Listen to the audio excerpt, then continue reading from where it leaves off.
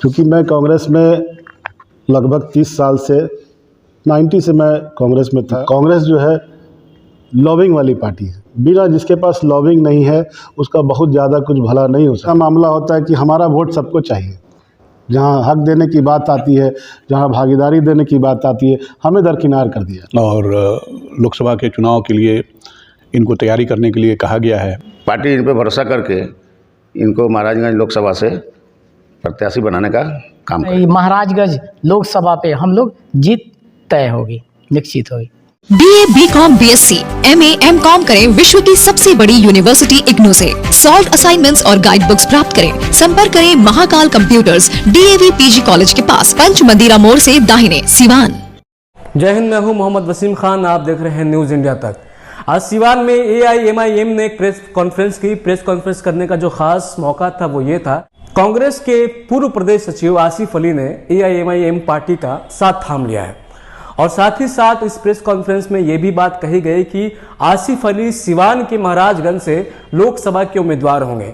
इस खास मौके पे सिवान के AIMIM के जिला अध्यक्ष सरवर इमाम और उनके तमाम साथी भी मौजूद रहे।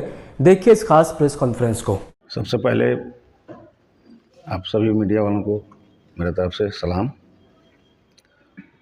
आज के दिन AIM पार्टी की तरफ से जो प्रेस कॉन्फ्रेंस रखा गया है वो इस सिलसिले में रखा है कि जनाब आसिफ अली साहब MIM से जुड़े पीछे 8 तारीख को, उसी सिलसिले में प्रेस कॉन्फ्रेंस हो रहा है। और बड़े ही मुश्किल से इन लोगों को हम लोग अपने पार्टी में ज्वाइन कराए हैं, इसलिए कि बहुत पुराने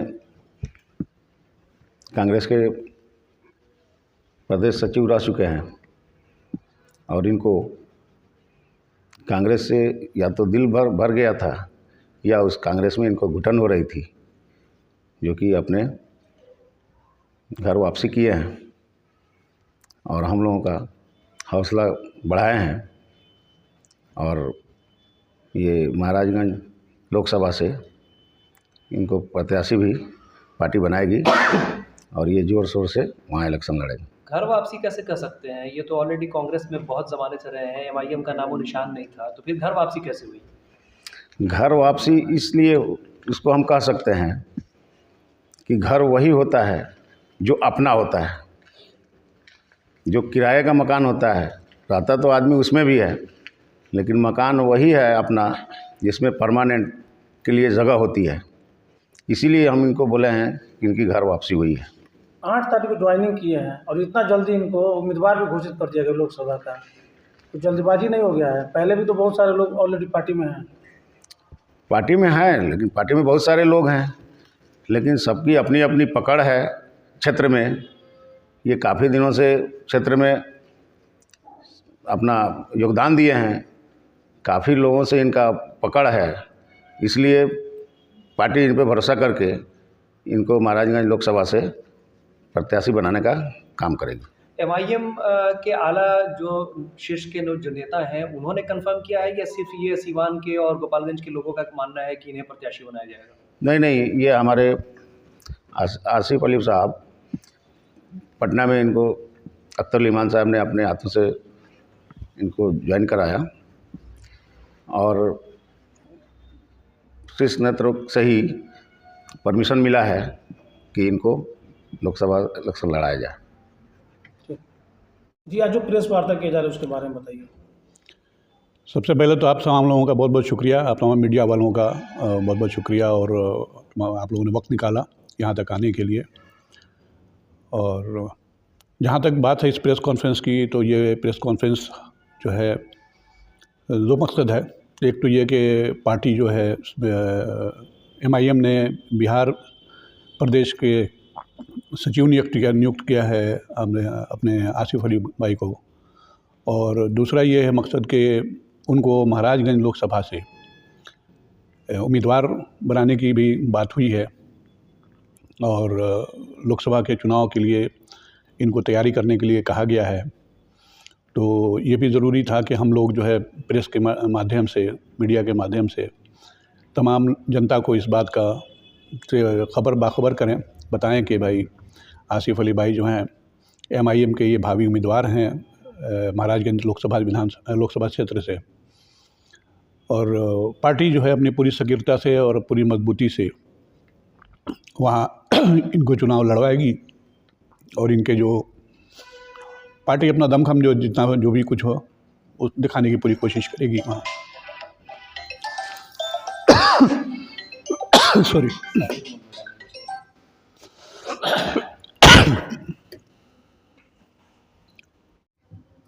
आसिफ जी, MIM में आपकी ज्वाइनिंग हुई और आपको उम्मीदवार ही बना दिया गया है, क्या कहेंगे? सबसे पहले तो हमारे यहाँ आज के प्रेस वार्ता में मौजूद हमारे सारण जिला के प्रभारी जनाब असलम साहब, हमारे सीवान जिला के अध्यक्ष यहाँ पे जो बैठे हैं सरवर इमाम साहब, और पीछे जो हमारे पार्टी के पदाधिकारी, कार्यकर्ता, नेता, और साथ साथ आप मीडिया बंधु का मैं सबसे पहले आप सबका खैर मकदम करता हूँ, धन्यवाद देता हूँ कि आपने इस प्रेस वार्ता में हिस्सा लिया और यहाँ शामिल हुए। हम लोग पिछले 8 तारीख को MIM पार्टी में ज्वाइनिंग की। अब साथ में हमारे सरवर साहब और पूरी टीम थी हमारी। क्योंकि मैं कांग्रेस में लगभग 30 साल से 90 से मैं कांग्रेस में था, जिला लेवल से लेकर के प्रदेश तक में हमने काम किया, मैनिटी में रहा, मेन कमेटी में रहा। लेकिन हालात कुछ ऐसा हुआ, क्योंकि ये लगभग जो भी लोग राजनीति से जुड़े हुए हैं, बाहरी लोग भी इस चीज़ को समझते हैं कि कांग्रेस जो है लॉबिंग वाली पार्टी है। बिना जिसके पास लॉबिंग नहीं है उसका बहुत ज़्यादा कुछ भला नहीं हो सकता है। उसके बाद भी चूँकि हम लोग जिस समाज से आते हैं, तो हमारे समाज के साथ ऐसा मामला होता है कि हमारा वोट सबको चाहिए। जहाँ हक देने की बात आती है, जहाँ भागीदारी देने की बात आती है, हमें दरकिनार कर दिया जाता है। तो इन सारी चीज़ों को मैं वहाँ महसूस कर रहा था, हमारे साथी महसूस कर रहे थे, और जो घुटन थी कहीं ना कहीं लग रहा था वैसे ही। फिर जब वहाँ से निकलने की बात हम लोगों ने सोचा, तो फिर जाएँ तो कहाँ जाएँ। सारे दलों का लगभग वही हाल है। सारे लोग अल्पसंख्यक समाज को, सिर्फ मुसलमान की बात नहीं मैं कहूँगा, अल्पसंख्यक समाज में जितने भी लोग आते हैं, जितने भी धर्म के लोग आते हैं, उन सारे लोग, और साथ साथ दलित का भी, ये सारे लोगों का शोषण लगभग हर दल में है। तो हम लोग उथल पुथल में थे और बहुत सोच समझ करके हम लोगों ने MIM का दामन थामा है। इस लिहाज से थामा है कि इस पार्टी का जो इतिहास अभी तक हम लोगों ने देखा है कि पार्टी शोषित, वंचितों, अल्पसंख्यकों, लोग समझते हैं कि मुसलमानों की पार्टी है। ऐसा कोई बात नहीं। आप पिछला उठा के देखिएगा, अभी भी जो इलेक्शन आपके कई एक स्टेट में हो रहा है, तो वहाँ मुसलमानों के अलावा और भी लोगों को मौका दिया गया है। ये सिर्फ मुसलमानों की पार्टी नहीं है। तो हम लोगों ने देखा, और वैसी साहब हमारे जो सदर हैं, उनका बयान भी आता है कि ये शोषितों, वंचितों, अल्पसंख्यकों की पार्टी है, वैसे लोगों की पार्टी है जिनको उनकी हिस्सेदारी नहीं मिल रही है, उनके साथ न्याय नहीं हो रहा है। तो हम लोगों ने ये सोचकर इस पार्टी को ज्वाइन किया। पिछले 8 तारीख को हमारे साथ पूरी टीम थी, और वहाँ पार्टी में ज्वाइन करने के बाद हमें प्रदेश सचिव का जिम्मेवारी दिया गया। जिम्मेवारी देने के बाद एक और बड़ी जिम्मेवारी हमको दी गई कि आप चूँकि जिस क्षेत्र में हैं वहाँ हम लोग चाहते हैं कि अपनी पार्टी के उम्मीदवार को लड़ाएं। चूँकि सीमांचल तक ही कुछ हद तक हम लोग की पार्टी सीमित थी। पिछले इलेक्शन में, विधानसभा इलेक्शन में, गोपालगंज से हमारे प्रभारी, सारण प्रभारी जी को मौका मिला और बहुत अच्छा इन्होंने प्रदर्शन किया। तो अब जो है ऐसा नहीं है। लोग कहते हैं कि हाँ मुसलमान है वहाँ सीमांचल में तो लड़ा रहे हैं। आज के डेट में दलित भी जुड़ रहे हैं इनसे, और अल्पसंख्यक के लोग भी जुड़ रहे हैं। तो जाहिर सी बात है, जब लोग जुड़ेंगे तो दायरा भी बढ़ेगा। तो उसी ख्याल को देखते हुए हमको बोला गया कि आप अगर आप कुछ करना चाहते हैं, बेहतर करना चाहते हैं, तो आपका जो क्षेत्र है आप वहाँ काम कीजिए और वहाँ से आपको पार्टी मौका देगी, आप चुनाव लड़िए। तो मैं, चूँकि मेरा पैतृक निवास बनियापुर है, हरपुर कराह मेरा पैतृक निवास हुआ, और बसंतपुर मेरा ननिहाल हुआ।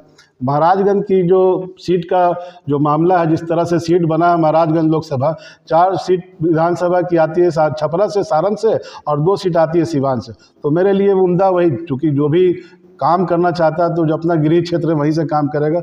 और इसी ख्याल से मैंने अपना कहा उन लोगों को कि भाई अगर आपको हमको मौका देना है तो महाराजगंज मेरे लिए बेस्ट है। और महाराजगंज का आज इतिहास ये है कि हमको नहीं लगता है कि किसी पार्टी ने वहाँ से मुसलमानों को मौका दिया हो। राजपूत बहुल क्षेत्र लोग बोलते हैं, आज वहाँ मुसलमान भी हैं और अदर कास्ट भी हैं, दलित भी हैं आपके।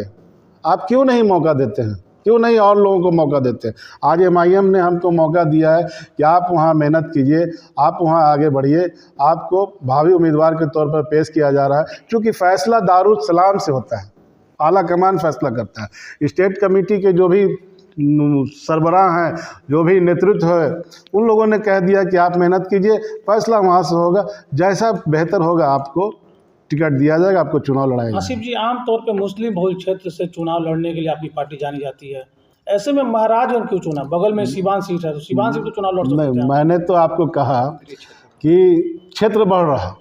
पहले सीमांचल लोग समझते थे कि सिर्फ मुसलमानों की पार्टी है, आज इस पार्टी से दलित भी जुड़ रहे हैं और अल्पसंख्यक के धर्म के लोग जुड़ रहे हैं, तो दायरा बढ़ रहा है लोगों का, तो क्षेत्र भी बढ़ेगा। आज सीमांचल से बाहर, आज हमारी पार्टी का आप जो टीम देखिएगा तो लगभग हर प्रमंडल में हमारी पार्टी की टीम गठित हो चुकी है, चाहे वो शाहाबाद प्रमंडल हो, इसारन हो या और भी मगध हो, इधर उधर सारा जगह पार्टी। ये माना जाए सीवान में भी पार्टी चुनाव लड़ेगी? ये तो आने वाला कल बताएगा। जब आप महाराजगंज में लड़ सकते हैं तो सीवान में तो मुसलमानों की संख्या ज़्यादा है। नहीं, जहां हम लोगों को उस लायक कैंडिडेट मिलेगा, हमारी पार्टी को कैंडिडेट मिलेगा और हमारे आला कमान जो पार्टी नेतृत्व है वो फैसला करेंगे, तो आगे फिर जो जैसा। या फिर ऐसा तो नहीं कि सीवान में काफ़ी दबदबे वाले लोग हैं वहाँ? नहीं, ऐसा दबदबा कमज़ोर समझती है, दबदबा की बात नहीं है। अगर उस लायक वहाँ हम लोगों को कोई आदमी मिलेगा, पार्टी नेतृत्व चाहेगा कि यहाँ से हम किसी को चुनाव लड़ा, तो जाहिर सी बात है चुनाव लड़ा जाएगा। महाराजगंज लोकसभा क्षेत्र में क्या बुनियादी सुविधाओं में कमी आपको दिखती है? क्या बेहतरी करने के लिए आप? देखिए, बुनियादी सुविधाओं में सबसे बड़ी बात जो है, वहाँ पे आज जो भी चुनाव लड़े हैं सब लोगों ने वादा किया है, सबसे मेन चीज़, अगर सबसे बड़ा मुद्दा अगर कोई है तो महाराजगंज को जिला घोषित करना। मुख्यालय से आप देख लीजिए महाराजगंज की दूरी कितना है। सब लोग आए, सब लोग चुनाव जीते, लेकिन किसी ने इस मांग को पूरा नहीं किया, इस चीज़ को क्लियर नहीं किया कि हाँ किसी तरह महाराजगंज जिला बनाया जाए। अगर भविष्य में हमको मौका मिलता है, वहाँ की जनता हमको मौका देती है, तो मेरा पहला जो प्रयास रहेगा, जो बहुत अहम चीज़ है, महाराजगंज को जिला बनाने के लिए जो भी हमसे हो सकेगा हर संभव प्रयास मैं करूंगा कि महाराजगंज को जिला बनाया जाए। उस दिशा में जो भी कदम उठाना होगा मैं उठाने के लिए कि आपके घोषणा पत्र में ये रहेगा? बिल्कुल, मेरी पार्टी के घोषणा पत्र में, लेकिन मैं ये पर्सनली बता रहा हूँ क्योंकि मैं जुड़ा हुआ हूँ। पार्टी का तो एजेंडा जो होगा तो होगा ही, लेकिन जो जनता का मुख्य मांग वहाँ पे है उस पर ध्यान देना जरूरी है। जहाँ सारा लोग एक तरफ इंडिया गठबंधन की बात कर रहा है, ऐसे में आप लोग, ऐसा क्या मजबूरी है कि इंडिया गठबंधन के साथ नहीं जा पाते आप लोग? हाँ, इंडिया गठबंधन खुद से अपने आप को मजबूत समझे और कहे कि मैं इसी में मजबूत हूँ। हम तो बता दे रहे हैं, वहाँ जो उनका सोच है, उनका सोच ये है कि सिर्फ इनसे वोट लिया जाए, इनको भागीदारी ना दिया जाए। अगर आप MIM को अपने साथ लेते हैं तो कल को जो RJD को मुस्लिम वोट मिल रहा है वो कहाँ मिलेगा, जदयू को जो मिल रहा है वो कहाँ मिलेगा, और भी अदर जो सेकुलर अपने आप को कहते हैं, मुसलमानों को सटाते हैं लेकिन उनको उनका हक नहीं देते हैं, तो इसमें तो उनका नुकसान है ना। अगर MIM को अपने गठबंधन में शामिल कर लेते हैं तो कल को उनको नुकसान नज़र आ रहा है, इस वजह से वो दूर करते हैं। वोट हमारा चाहिए लेकिन हमको भागीदारी नहीं देंगे, हमको हिस्सेदारी नहीं देंगे। तो मुसलमान और अदर जो हमारे अल्पसंख्यक के लोग हैं वो इतने बेवकूफ़ नहीं है, दलित इतने बेवकूफ़ नहीं है। आज अब देख लीजिए जितना जुल्म होता है अल्पसंख्यक दलितों पर होता है, सारा माजरा सामने है।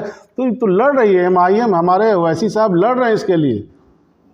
अब सारा देखिए, आप तेलंगाना में देखिए, राजस्थान में देखिए, सारी पार्टियां, चाहे वो कांग्रेस हो चाहे वो BJP हो, सीधा निशाना MIM की तरफ है। उनको लग रहा है कहीं ना कहीं ये मेरा जो वोट बैंक है इस पर ये लोग इसको हमसे अलग हो जाएगा। अच्छा, बिहार की 2 सीटों पर उपचुनाव हुए थे, मुजफ्फरपुर और गोपालगंज, जहाँ पे राजद ने दोनों जगह राजद को हार का सामना करना पड़ा। एक जदयू गठबंधन से जदयू की तरफ थे और एक राजद उम्मीदवार। क्या लग रहा है आप लोगों का वोट प्रतिशत बढ़ा है? बिल्कुल बढ़ा है, हमारा दायरा बढ़ा है। हम सीमांचल से निकल के पूरे बिहार में फैले हैं हमारा वोट प्रतिशत भी बढ़ा है। और आने वाला, देखिए बहुत मजबूती से मैं इस बात को रखना चाहूँगा, ये आने वाले लोकसभा चुनाव में और विधानसभा चुनाव में हमारी पार्टी पूरी दमदारी से लड़ेगी। और सिर्फ सीमांचल तक हम महदूद नहीं रहेंगे, पूरे बिहार में हमारे प्रत्याशी जहाँ जहाँ हम देखेंगे कि हाँ इस लायक, इस सीट को निकालने लायक हैं, हम वहाँ लड़ेंगे, हमारी पार्टी लड़ेगी। आरिफ जी, आपकी पार्टी से उम्मीदवारी की घोषित की गई है लोकसभा चुनाव में महाराजगंज से, क्या लग रहा है?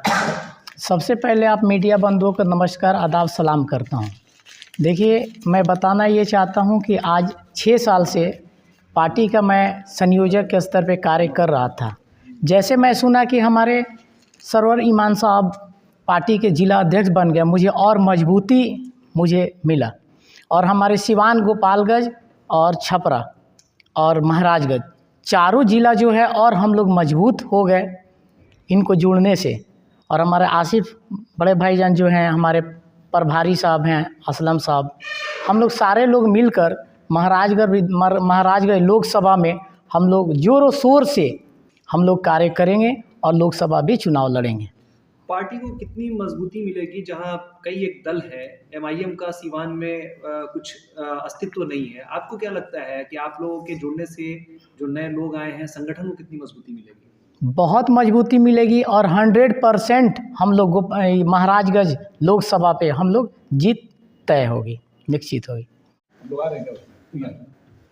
आप मीडिया बंधु और हमारे जनाब जिलाध्यक्ष सरवर इमाम साहब, हमारे प्रदेश सचिव जनाब आसिफ साहब और हमारे प्रदेश सचिव असलम साहब हैं, सहारनपुर मंडल के प्रभारी असलम साहब, और हमारे जितने भी लोग हैं, सबका शुक्रिया है कि प्रेस कॉन्फ्रेंस किया गया। मेरा नाम शहाबुद्दीन अहमद है और मैं जनरल सेक्रेटरी हूँ गोपालगंज का, एमआईएम का। और तो बात यह कि जो ये प्रेस कॉन्फ्रेंस हुआ है आसिफ भाई के लिए, इंशाअल्लाह गोपालगंज की भी टीम पूरी मदद करेगी और महाराजगंज सीट को इंशाअल्लाह हम लोग ज़रूर जीतेंगे।